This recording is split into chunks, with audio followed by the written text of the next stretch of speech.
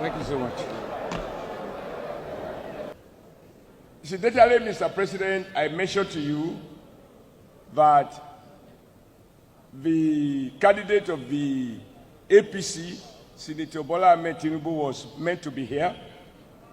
But I also show you a program that had been prepared long ago in which he was supposed to be at Ibadan, Oyo State, today. And I ask you to please appreciate that he asked me to deliver his message even before. All right.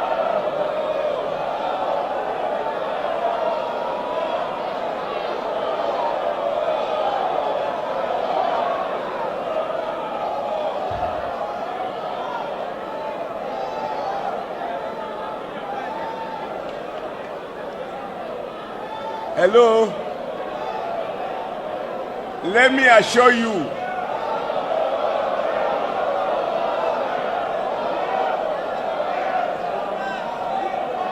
if you do not want his message, I will speak my own.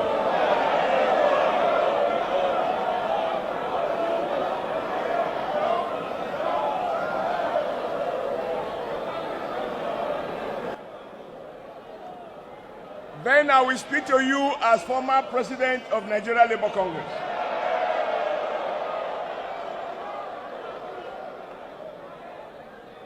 I congratulate all of you because, like Femi Falana rightly summarized it, although we have transited from military dictatorship to democracy, that does not mean that organized labor is out of danger. In all democracies, including Western democracies, and I'm happy that I had the honor of sitting next to the Deputy General Secretary of the British Trade Union Congress, labor movements come under attack by governments of the right and sometimes even of the left. So, notwithstanding the character of government, labor must be aware that to remain free, independent, and function, it must not take any particular government of any color for granted. You will recall, comrades, that even as a city governor of Edo State, I joined you in a protest from Federal Secretariat to the National Assembly to reinforce your argument for improved minimum wage. I have no contradiction whatsoever in my mind. I have no doubt that my first and primary constituency, today, yesterday, and forever, shall be the labor movement. If you watch the interview I had 2 days ago with Channel Television, when they introduced me as former governor, former chairman of APC, I told the guy, I said, you omitted the most important one. And he asked me which one. I said, former president of the NLC. And he said, that is long ago. I said, but that is the most important job I have done as a human being. I am proud of it. If I were to be the president again, if you amend your rules and I'm favored by your vote, I will fight even harder. Even if APC, Tinubu wins election, it does not mitigate, it does not cancel the fact that there are class issues in Nigeria. And I believe nobody spoke to it more eloquently, more forcefully, more ruggedly than Femi Falana has just done. And by the way, if I am not a convict today, it is thanks to the industry, the resourcefulness of Femi Falana and our late great friend, Gani Fawehimi, who were always there to speak for us. And I'm happy when he made the point that even when the NBA talks about society, rule of law, we had a judgment that says you you deny the president the right to review policies. Anybody can go to court and judges issue black market injunctions day in, day out. But what I've come to say to you, and I'm happy that Femi Falana said it, and I don't want you to have any illusion as organized labor that whoever become president tomorrow, I repeat, whosoever become president tomorrow, I dare say to you, and you will soon find out. And even now, I ask you to listen attentively to their policy choices, so that you don't assume that because I wear your uniform, that my heart has changed. I can change my clothes. I can change my khaki. I can put on well-knitted suit as I do sometimes. But I remain the small Adam that I am. So I believe when you look at the Nigerian nation, no one can question that the only group that is pan-Nigeria, that discuss issues, not ethnicity, that discuss issues, not religion, that discuss justice, not for a few, for all. It is the Nigeria Labour Congress and a segment of the Nigeria civil society. I emphasize a segment because to be a civil society doesn't necessarily mean you are progressive. There are right-wing civil societies, as you have left-wing civil societies, as you have civil societies of the center. I'm sure you know it all.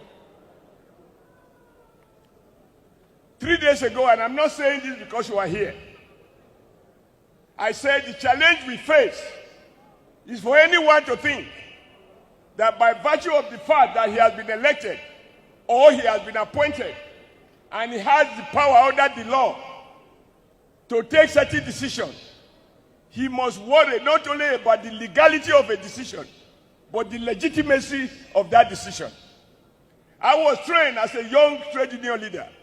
The huge gap between what is lawful and judgment of the court and what you and I consider to be social justice, which is why you can go to court and get judgment that does not translate to justice. In the eyes of the law, you and I are classified sometimes as servants and your employer as the master. And in the eyes of the law, the servant cannot question the master if the master decides to reject the servant. But the birth of trade unionism, as Alan Flanders wrote, put to an end the misuse, the misconception about what is called management prerogative. Flanders argued, and I believe we have tried to translate it and practicalize it, that the end of managerial prerogative was the beginning of the existence of trade unions. So I ask you to continue to fight for Nigeria. I am the first to admit, I repeat, I am the first to admit that there are battles, contestations, vicious contestations between and within political parties. Not only because election is approaching, this battle becomes even more intense after election, where you now try to reconcile promises made to what people are doing on ground. Somebody asked me just 3 days ago on channel television, Adams, you were APC man, APC chairman, now APC candidate. I said yes. And he spoke about this fuel scarcity and the rest of it. And this is where I'm not sure how I interpret Femi Falana's statement. There are forces in this environment, including those who have had opportunity to be former presidents, whether military or civilians, who want to take advantage of situations to reimpose dictatorship by talking or acting in a manner that will make elections impossible. And if elections are impossible, The only alternative is ruthless dictatorship. No organization has been a victim of dictatorship like the Nigeria Labour Congress. Every military ruler in Nigeria history interfered with the freedom of the NLC. They took turns to dissolve the NLC and appoint individuals as arbitrators to run the NLC. Therefore, I appeal to you that whereas our choices may differ, when it comes to democracy, there should be no precondition.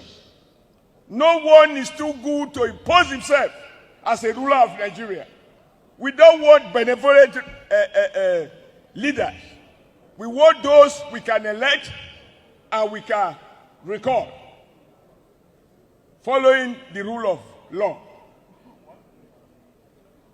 Like Femi Falana said, I have also questioned, not today, I'm sure if you be monitoring news, you know I'm not saying it because you are here, that how can we accept that about 7 trillion naira is said to have been appropriated, not only this year, over the years,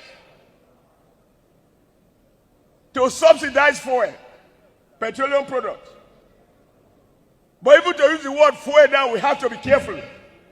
Because in truth, they have seen deregulated diesel over the past 10 years.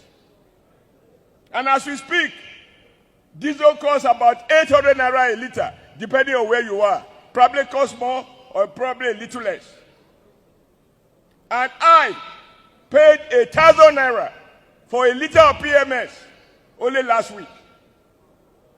And I'm sure I'm not the only one. I didn't go to a separate market. I stand here to say those are not the policies of APC. And if there are elements in the system that are doing it, we disown them. He doesn't belong to the political class that has